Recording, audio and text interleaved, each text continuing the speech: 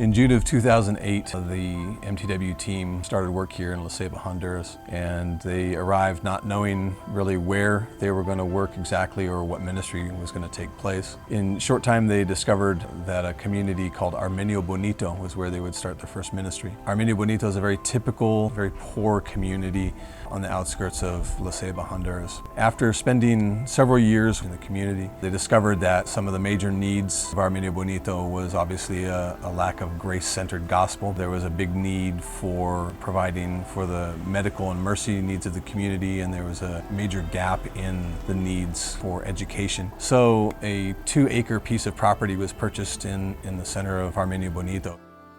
It was cleared out and built on, and today on that piece of property there's a medical clinic that functions on a daily basis, there's a private high school, there's a church, and there's an indoor soccer field. All this really addresses the needs that were discovered from the initial few years of ministry, providing for the physical health, the spiritual health, and the education of the people of Armenio Bonito.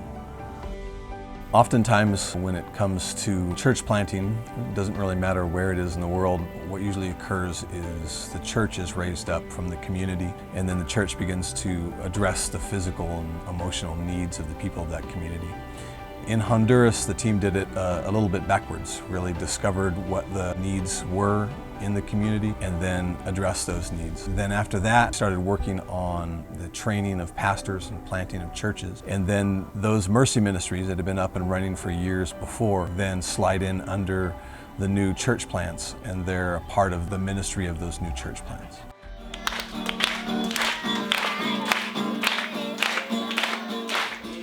Here in the last 6 months, we've started focusing more on our church plant locations and how the mercy ministry that we've been doing can fit into that. Very few pastors have an education past the 6th grade. One of the big issues is that critical thinking is not taught in the schools. Through starting our Bible Institute, one of our challenges is going to be, for one, possibly teach some of the pastors to read, and then teach critical thinking and how to put together a passage into a sermon to preach to their church. Our missionaries are meeting with our church plant pastors once a week to disciple and mentor them, to train them. In La Ceiba, Honduras, you'll find an excessive amount of poverty. You'll find an excessive amount of crime and violence. For the last 6 years, Honduras has been the murder capital of the world. You find a lack of education. The average Honduran only has about 6.1 years of education. And you'll find a great amount of poverty and the inability to address their own needs. The average person makes only about $20 to $25 a day, and there's a 30% unemployment in Honduras. And so what the ministry does here is it addresses the heart, the spirit, and the body, and the soul. And we'll address the needs based around single teenage moms. We address the needs that you'll find with the homeless kids. We address the needs, the lack of education, the physical health, and of course, the spirit. Our Street Boys program is set up so that we offer scholarships for them to go to school.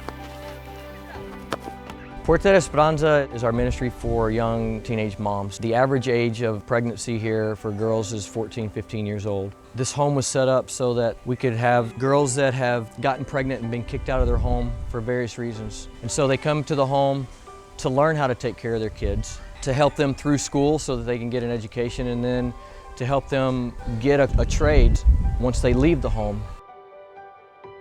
We hold mobile clinics once a week in different locations. Our clinic that we set up in Armenio Bonito offers the opportunity for a lot of people to get medical care that would not get it otherwise. Short-term teams are a benefit and important for the team on the field. For us, it's an encouragement to have churches come from the States and want to be involved. And then watching them come back year after year is huge. The hope and desire of our mission team here is just to help spread the gospel of grace and God's mercy and love. The freedom of, there's nothing I can do today to make God love me anymore, and there's nothing I can do today to make Him love me any less.